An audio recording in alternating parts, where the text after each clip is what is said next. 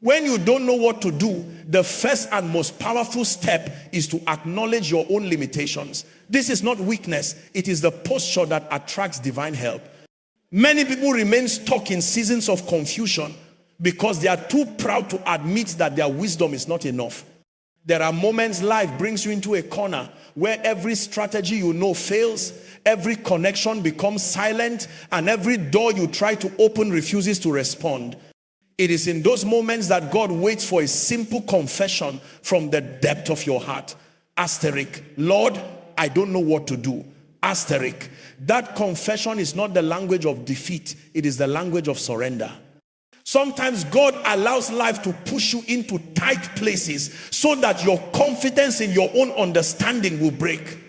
You can be educated, trained, anointed, and still reach a point where your intelligence cannot interpret what is happening to you. That is when humility becomes your greatest advantage. When you acknowledge your limitations, you shift from relying on human calculations to depending on divine guidance.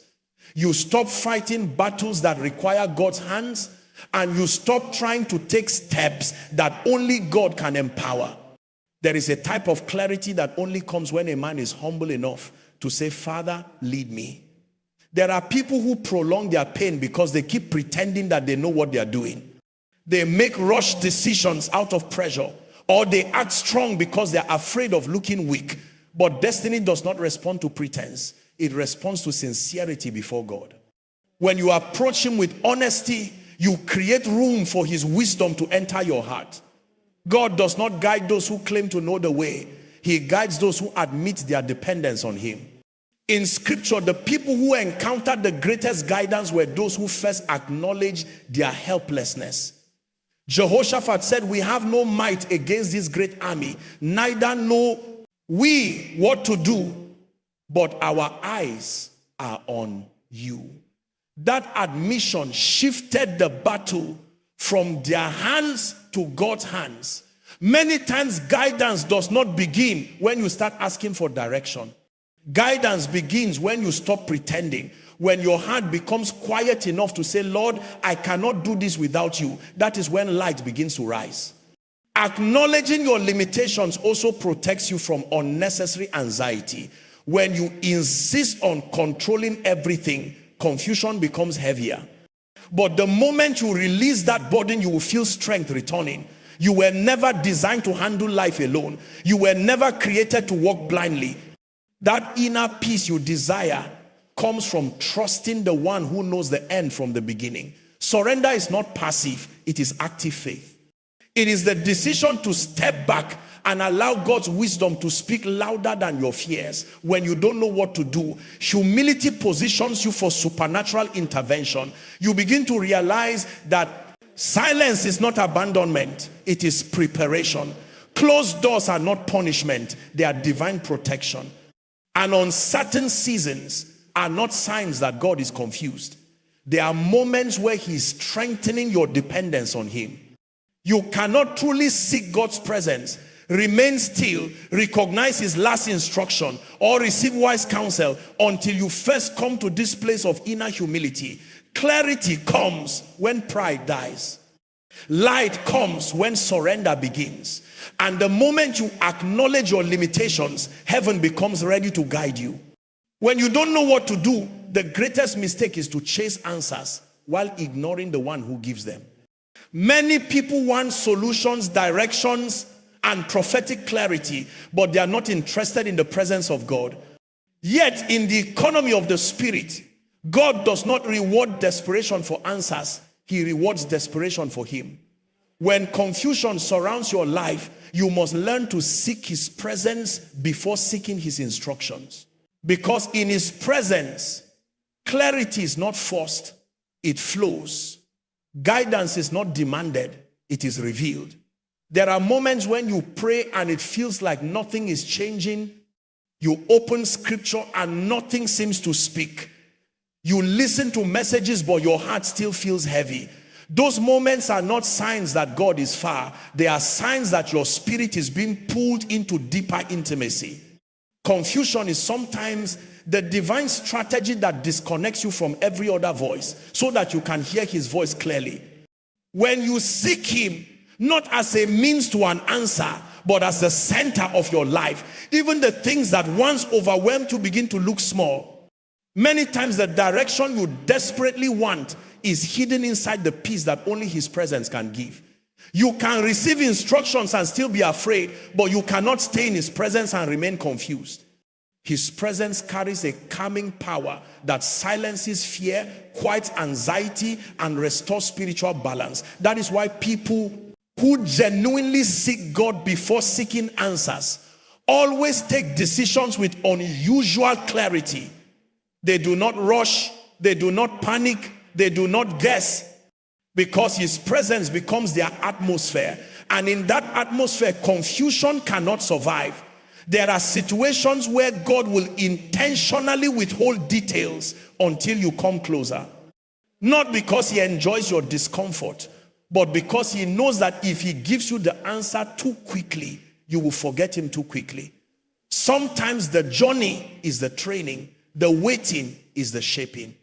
The silence is the test. And in the middle of that silence, he's watching your posture. Are you seeking him or just seeking an escape? Seeking God's presence is more than prayer as a routine. It is the discipline of quieting your heart until the noise inside you becomes still. When your mind is restless, even God's voice sounds unclear. But when your heart is aligned, the smallest whisper becomes enough to guide your steps. This is why spiritual sensitivity grows in the presence of God. Your ears open, your spirit becomes alert, discernment increases. You begin to interpret situations not with your emotions, but with divine intelligence. When you don't know what to do, sometimes the answer is not a sentence, it is an encounter. God may not give you a map, but he will give you peace. He may not show you the entire road, but he will light the next step. And that next step becomes easier to recognize when your heart is drawn to him. What many people call confusion is simply distance from God's presence. And what they call clarity is simply closeness to his heart.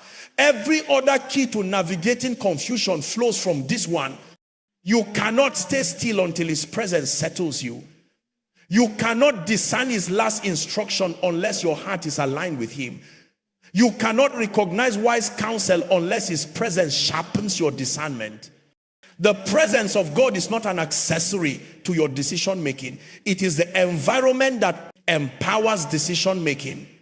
When you don't know what to do, seek him. Not answers, not shortcuts, him.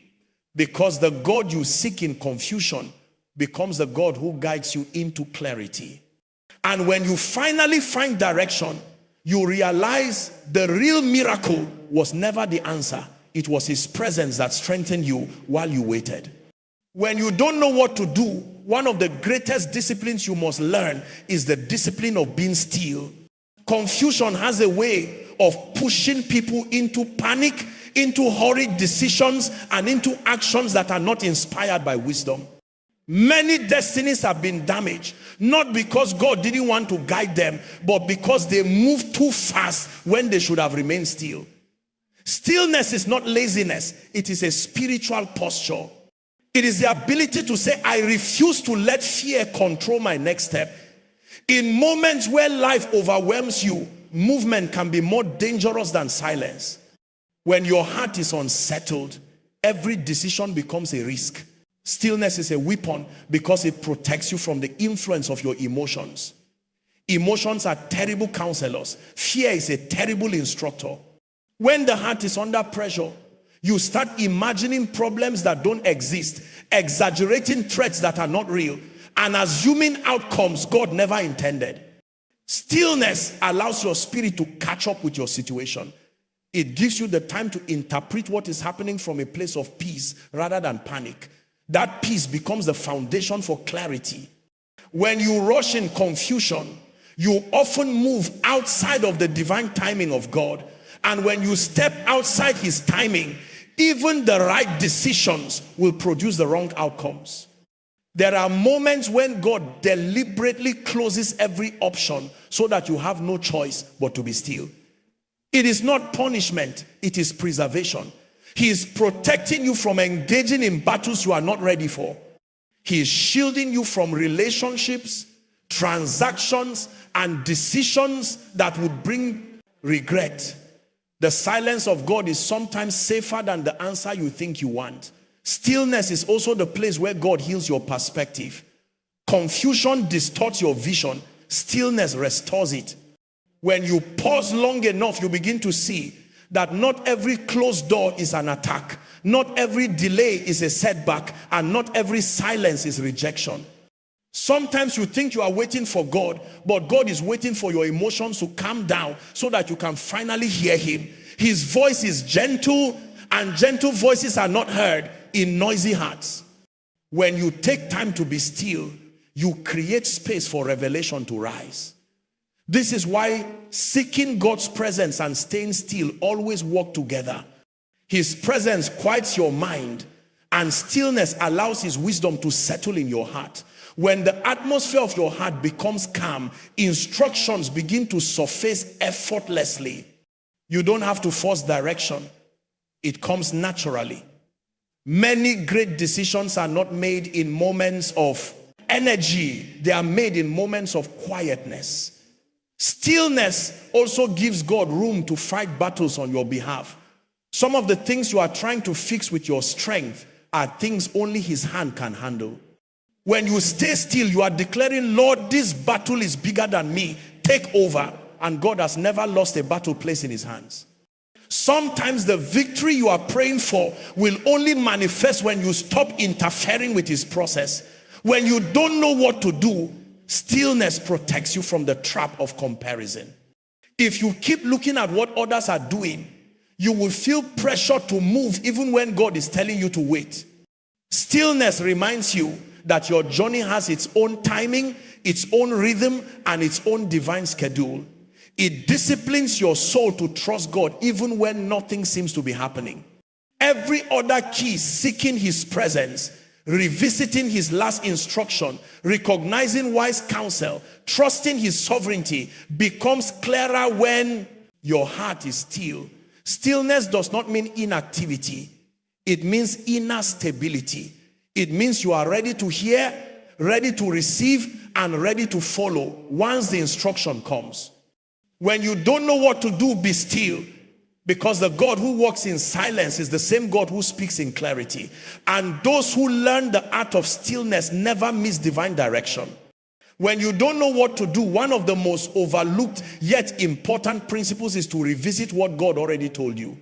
Many people keep crying for new instructions while ignoring the last direction heaven gave them.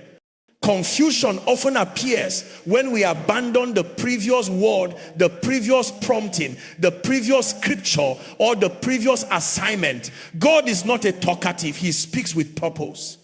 When he gives an instruction, he expects obedience before new clarity is released. Sometimes you are not in darkness. You are simply too far from the last place where his light was shining. There are seasons when you pray and feel like the heavens are silent. You fast, worship, listen to sermons, and yet nothing new seems to come.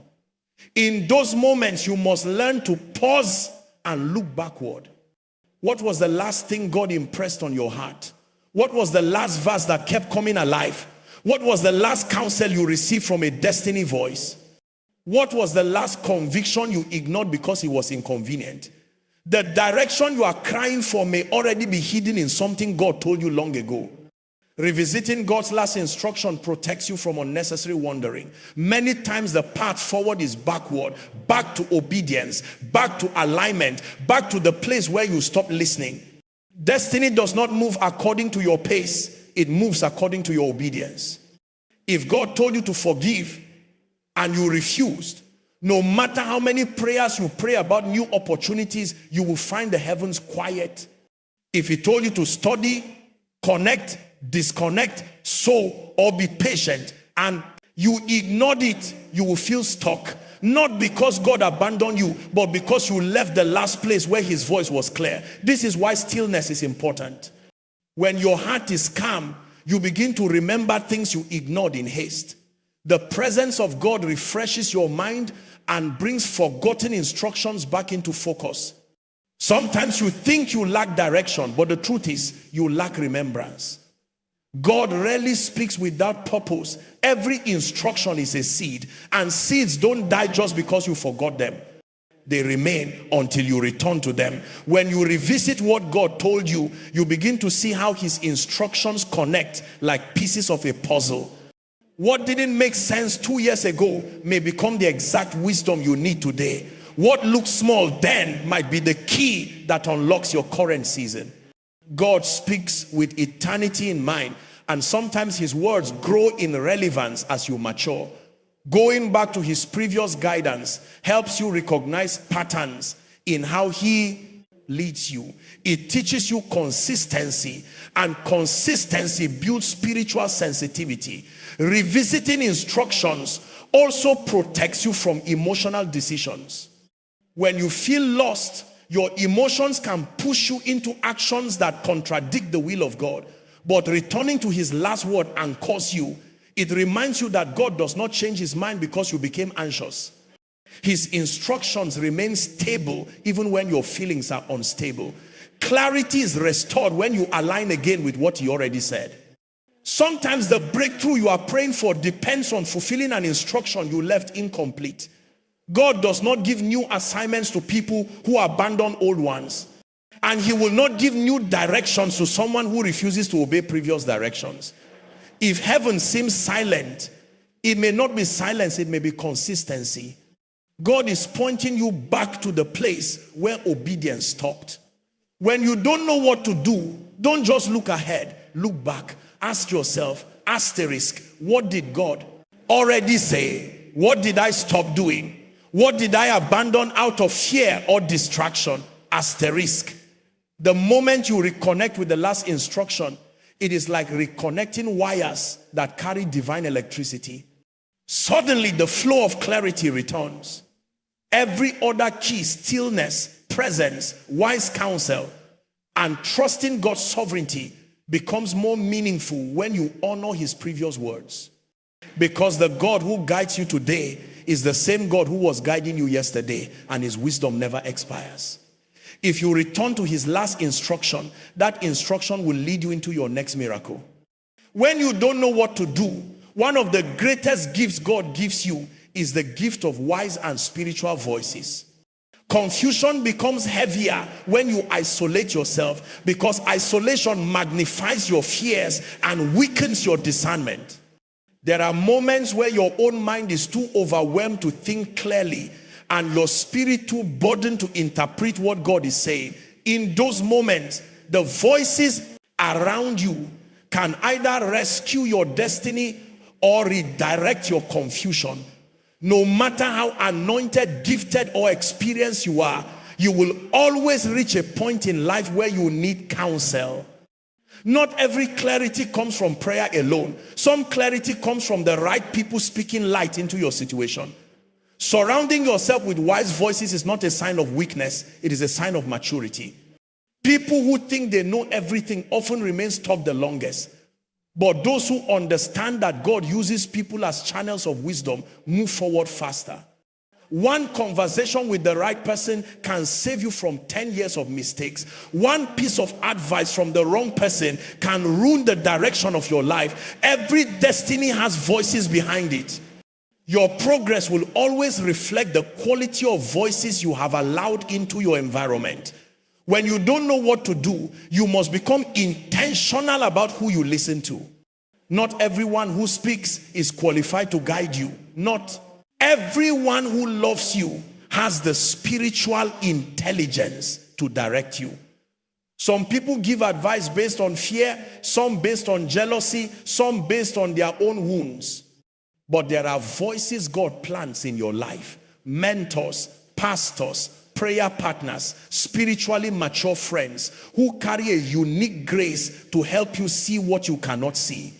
Their words are not just opinions, they are lamps. They illuminate the areas where confusion has blinded you. This is why stillness and seeking God's presence must come first. When your heart is still and aligned with God, You can discern which counsel is divine and which is distracting. A restless heart will mistakenly elevate wrong voices, but a calm, spiritually sensitive heart will recognize the people God is using to guide your steps. You will feel peace when they speak. Their words will confirm what God has already been whispering to you. They will carry wisdom that cuts through your anxiety. Sometimes the direction you are praying for is hidden in the mouth of someone God has assigned to you. God can speak through scripture, through impressions, through dreams, but he also speaks through people. Ignoring the spiritual voices around you is like asking for direction while refusing to listen to a guide who has already walked the road. God never designed you to navigate destiny alone. He places people in your life to warn you, correct you, encourage you, and stabilize you. Their presence becomes a safeguard when life feels uncertain. The right counsel can prevent mistakes you don't have time to recover from. It can stop you from rushing into decisions your emotions are pushing you toward. It can remind you of God's previous instructions when you are tempted to forget them. It can expose the lies your fears are telling you. And often, the right counsel doesn't give you a new prophecy. It simply brings clarity to what God has already said. At the same time, wise voices help you trust the process of God. When you feel discouraged, they remind you of God's faithfulness. When you feel lost, they remind you of his sovereignty. When you want to give up, they speak strength into your spirit. Their presence keeps you grounded so you don't drift into despair or make impulsive choices. When you don't know what to do, do not journey alone. Allow the right people to speak into your life. Because the God you seek in prayer is the same God who can guide you through counsel. And the wisdom you receive from the right voices may be the key that unlocks your next season. When you don't know what to do, the greatest anchor you can hold on to is the confidence that God already knows exactly what to do. Your uncertainty is not his uncertainty. Your confusion is not his confusion. You are trying to understand the chapter you are in, while God has already finished reading the entire book of your life. Nothing you face catches him off guard. Nothing surprises him. And nothing threatens his ability to guide you. Trusting his sovereignty means believing that even when you cannot see the path, the one leading you has never lost his way. There are moments in life where you stand at a crossroads, unsure of which direction to take, afraid of making the wrong decision. In those moments, God's silence can feel unsettling. You may wonder why he isn't giving you a clear sign, why he isn't answering immediately, why the road ahead looks dim. But trusting his sovereignty means understanding that silence is not absence, it is strategy. God is working behind the scenes, arranging situations, aligning people, and preparing outcomes long before he speaks to you about them. What looks like delay to you is coordination to him. Trusting God when you don't know what to do is not about pretending everything is fine. It is about resting in the assurance that everything is under control, not yours, but his. This trust does not eliminate challenges, but it eliminates fear. When you know the one leading you cannot fail, you stop panicking about parts you don't understand. He sees the danger you cannot see. He sees the opportunities you don't recognize. He sees the traps you didn't even know were there. And in his sovereignty, he guides you away from what will harm you and toward what will grow you. This trust becomes easier when you combine it with stillness, his presence, revisiting his last instruction, and surrounding yourself with wise voices. These principles prepare your heart to hear him more clearly. And when your heart is aligned, you begin to recognize that God has been guiding you even when you didn't realize it. There were moments you wanted something badly, but God didn't allow it, and now you can see why. There were seasons you thought you were forgotten, yet God was protecting you from premature exposure. There were relationships you cried over, but God removed them because they had the potential to derail your destiny. His sovereignty means he sees what you cannot see. He knows the end from the beginning, the outcome before the battle, the solution before the problem. And because he knows, you can rest Trust does not mean you understand the process. It means you believe the one behind the process. Even when you feel lost, he knows the way. Even when you feel delayed, he knows the timing. Even when your plans fall apart, his purpose stands firm. Sometimes God allows you to reach the end of your wisdom so you can begin to trust his. When all your options collapse, when all your strategies fail, when all your efforts seem fruitless, that is often where divine guidance begins. God will not compete with your self-confidence. He waits until you recognize that without him, you cannot navigate life successfully. And once you trust him, he begins to open doors, orchestrate connections, and reveal pathways that were hidden before. Trusting God also means recognizing that his guidance may not always look logical. He may tell you to wait when you want to move. He may redirect you when you want to continue. He may close a door you were praying for him to open. But every divine decision is rooted in perfect wisdom.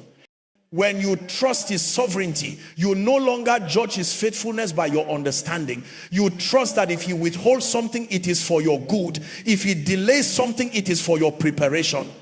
And if he allows something, it is for your growth.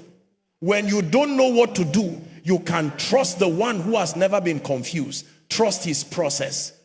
Trust his timing. Trust his decisions. Because the God who leads you is too wise to make mistakes and too faithful to abandon you. And when the time is right, the path you've been praying for will open because he always knows what to do.